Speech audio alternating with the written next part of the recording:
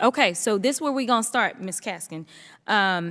First of all, let me apologize because that was uncalled for. So let me do what she would never do, which is to be an adult in this room or in this chamber. So let me start there. I'm also going to start with some nonsense that she was trying to spew, and unlike Ms. Boebert, I am legally trained, and I've passed a few bar exams. The House held a hearing to investigate allegations of misconduct and to assess President Biden's economic affairs, focusing on potential conflicts of interest, improper financial activities, and the influence of his family's business dealings on his administration's policies. The investigation aimed to provide a comprehensive review of the president's financial practices and ensure transparency and accountability in government operations. This scrutiny was part of the broader effort by the House Oversight Committee to uphold ethical standards and maintain public trust in governmental institutions. Chairman Comer was so excited to hold this hearing that he forgot to swear in the witness. Point of order, Mr. Chairman. Did we swear these witnesses in? Oh, okay. So. We did not, and that was my fault. So we'll do that right now. Pursuant to Committee Rule 9G, the witnesses will please stand and raise their right hands. Do you solemnly swear or affirm that the testimony that you are about to give is the truth, the whole truth, and nothing but the truth, so help you God? I do. Let the record show that the witnesses all answered in the affirmative. Representative Jared Moskowitz addressed several points, including the actions of the Bureau of ATF. He condemned the ATF for what he described as overreach and the agency's imposition of new regulations without proper consultation. Well, breaking news. The federal government has too much red tape. Right, here we go again. Not a serious hearing, and actually looking at specific government regulation and red tape. Look at the name of this hearing. It doesn't say executive branch red tape or federal government red tape. It's titled The Biden Administration Campaign to Bury America in Red Tape. This is their hearing. Literally, just red tape with Joe Biden's name written on it. Just make it real simple for people. That's the point of this hearing. It's not about solving problems. It's about red painter's tape with Joe Biden's name written on it. And look what Joe Biden has done. Look, it's right there. Here's the proof. Professor Katzen, serious question. Was red tape invented by Joe Biden? No, sir. Okay, good. You know, my colleagues across the aisle used to be the party of smaller government, and I wish they still had credibility in wanting to shrink the size of government, but they want more government now. Government in women's bodies, government in the bedroom, government in the library, government in corporate investments, government in Disney World. You know, and all we want to do is go back to Trump. I mean, every hearing, it's like, if we could just go back to what Trump did. You know, the loser of the 2020 election, the loser of the Georgia Senate races, the loser of the 2018 midterms. By the way, just to jog your memory, the Trump administration finalized more federal rules in the last year of its administration than any other final year of any presidency in American history. More than Obama. I know it's inconvenient timing, but perhaps we actually need more regulation with presidents taking nuclear codes and cuddling with them and showering with them in their homes. You know, I want to answer the representative's question on ATF and pistol braces. Has that ever happened before? Well, in fact, yes. It happened under the Trump administration. With Trump's ATF, they banned bump stocks. Bump stocks were legal, and then they weren't. The Trump administration's ATF did that. By the way, good decision.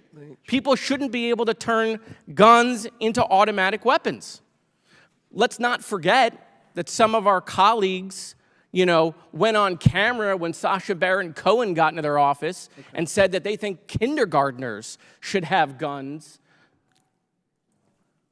We heard that this is all about big corporations, that big corporations now like regulation. Well, by the way, just a little public service announcement. If you're mad at big corporations, you don't have to take their money anymore. That's not like a mandatory thing. By the way, Professor Mulligan, you brought up Operation Warp Speed. I just want to give you an update on that. Some of our colleagues across the aisle now don't believe that deregulation was very good. They've soured on the deregulation of Operation Warp Speed and actually believe that that led to bad outcomes. I don't agree, but I just wanted you to have that update if you've been following the rhetoric coming from that side of the chamber. We heard about the marketplace. Let the marketplace decide these decisions. Really? We had a whole hearing on ESG. That was the marketplace talking. Nope, they didn't like it. Government regulation, we got to ban it. They want to ban it, more regulation, because they didn't like what the marketplace had to say. Listen, regulations are hurting small businesses. They are. So let's actually work together and solve that problem. Paperwork for a mortgage is too burdensome. Let's make that easier. That should be the point of this hearing. How can we help the American people? How can we reduce regulation? Let's talk about specific ideas that we can do that together. No one here believes that we don't have enough regulation. No, there are things that we could reduce things to make it easier for the American people. By the way, we're going to have to remove red tape and shrink bureaucracy if we want to compete with China. We're going to have to do those things. But maybe Congress should work again. You know, you're mad about all the rulemaking in the executive branch? It's because this place stopped lawmaking. We don't make laws here anymore because we're too busy doing this. I yield back. Representative Lauren Boebert repeatedly interrupted Sally Katzen, questioning Katzen about changes to the Bureau of Alcohol, Tobacco, Firearms, and Explosives that were not authorized by Congress. Should bureaucrats implement rules and regulations that are not delegated by Congress? It's not the bureaucrats that do it. It would be The an agencies, agency. the bureaucrats working in the agencies, should they be in charge of enforcing rules and regulations not delegated to them by Congress? No, and that does not occur. Well, Ms. Katzen, you stated while some elected officials accuse the agencies of running amok, no agency is a free agent, and they can only do which Congress has delegated them. Correct. Now, I agree with that. However, we see in agencies all the time rules and regulations that are enforced on the American people that were not delegated to them by Congress. For instance, just in the last 5 years, the Bureau of Alcohol, Tobacco, and Firearms has changed its long-standing positions on firearm products 3 times through administrative fiat. Would you agree with that process in the ATF? I have no quarrel with what the ATF has done because in each But you said instance, here it that they has can been only based- do which Congress has delegated to them. So now these changes have resulted in products that were previously classified as lawful by the ATF.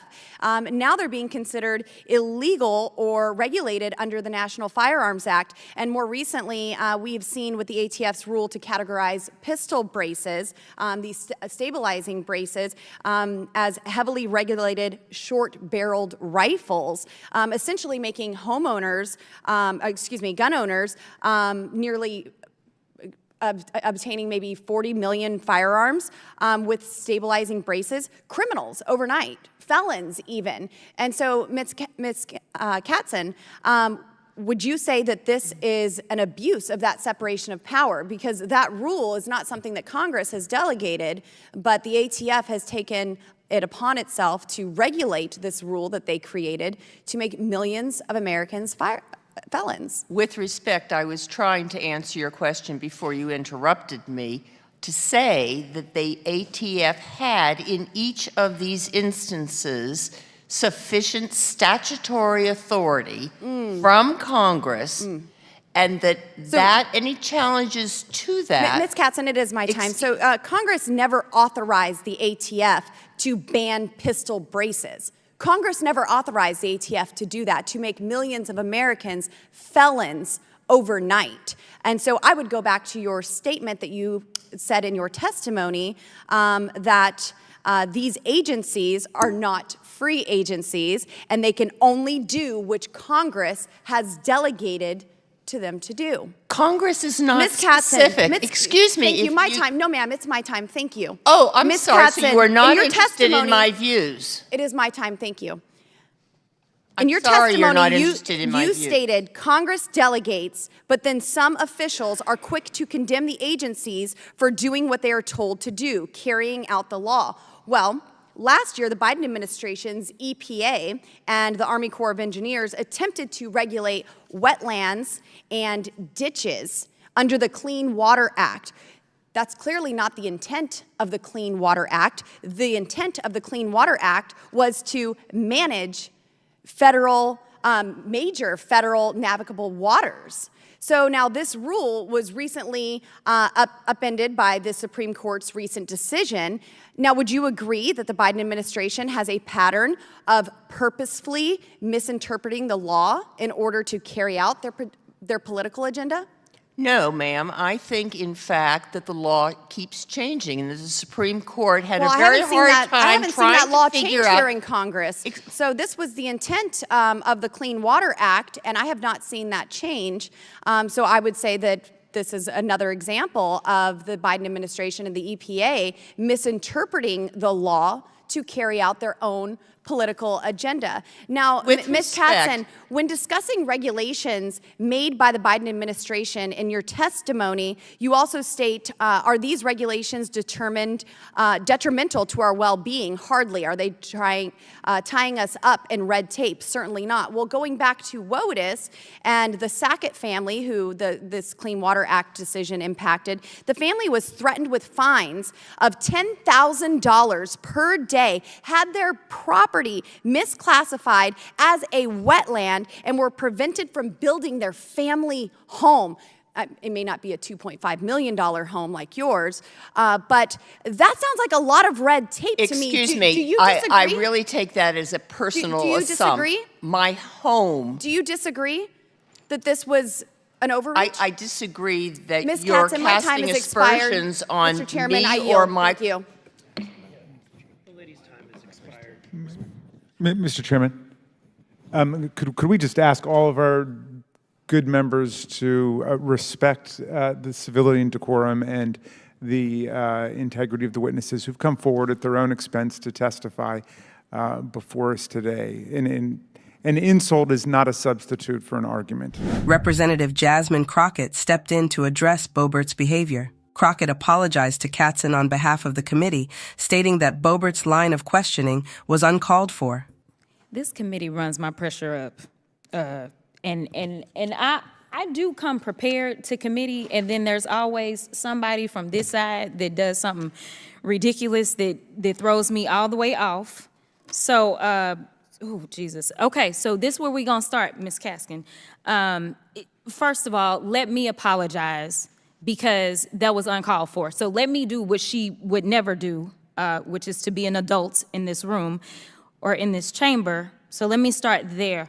I'm also going to start with some nonsense that she was trying to spew, and unlike Ms. Boebert, I am legally trained, and I've passed a few bar exams, and I also legislated before I got here. So I do want to start with correcting the record a little bit, and if you want to add to that, please do. There was conversation about ATF because my colleagues love to talk about their guns, baby. And I'm from Texas, so let me be clear. I also own firearms. Let me scream. Democrats own guns too. Let me make it clear. I own guns and I'm licensed to carry. That is a regulation. Regulations aren't necessarily bad. It didn't stop me from being able to get a gun. So we were talking about, or y'all were talking about the ATF, which I wasn't going there. I didn't plan to go there. But you know what? I honestly wish the ATF would run amok, because we know that seemingly the people that run this chamber don't have the courage to come up with one of the things we've heard is common sense regulations when it comes to guns. And to be clear, our Constitution, the Second Amendment, anticipates people having common sense. Unfortunately, we have not done that, and unfortunately, it has cost us lives. So when you were testifying a little bit earlier, you talked about unintended consequences and the fact that we are supposed to be able to anticipate that as lawmakers when we are writing laws. Unfortunately, not only have we ignored the unintended consequences, but we've got foreseeable consequences that are continually ignored, and that is why we are talking about regulation, at least on this side of the aisle, and our definition of common sense is one that doesn't keep us in the pockets of corporations, but keeps us in the pockets of the people. Because what I'm trying to do is save lives. My job isn't here to make sure that I'm pushing the bottom line for some corporation, but it's to make sure that the people that put me into this seat, which were actual people, individuals, to make sure that I can save lives. So let's talk about my state, because we always got good stuff coming out of Texas. Unfortunately, my state decided that it didn't want to be a part of the overall national grid, because my state did not want to deal with all of the quote-unquote red tape. The cost of that was lives. So we had this winter storm, and here it was, I was freshly being sworn into the Texas House, and I don't know what I'm supposed to do because I started getting calls because there is this thing called climate change. Hello, nobody's in the chamber on the other side. But climate change is this real thing. And so in Texas, we had this terrible storm that took place, and even though we are an energy capital, not just in this country, but in the world, for clean and dirty energy, unfortunately, we couldn't keep our own lights on, and it was all because they wanted to avoid red tape. You know what the cost of that was? It was human lives. And I think that that's what's being lost. You know what happened in Palestine or East Palestine? The cost was human lives. Unfortunately, seemingly, some people don't want to consider human lives as an actual cost. The only cost that they ever talk about is dollars. Well, let me be clear. I'm not here because of corporate dollars. I'm here because of people.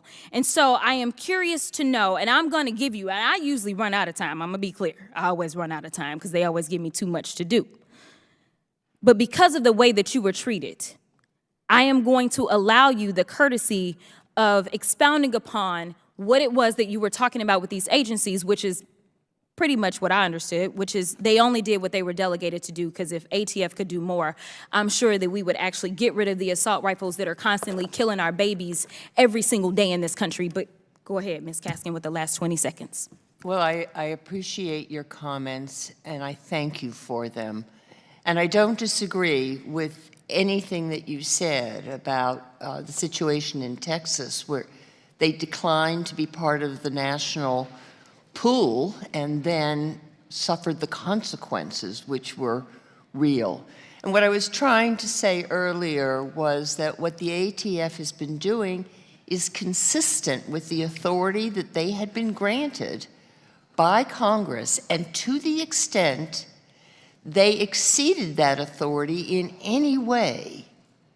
This is the most litigious country in the world. Someone will take him to court, and if they really did the wrong thing, if they didn't stay within the constraints, the courts will so determine. I have complete confidence in that. But thank you again for your comments, ma'am. Thank you so much. And with that, I'll yield.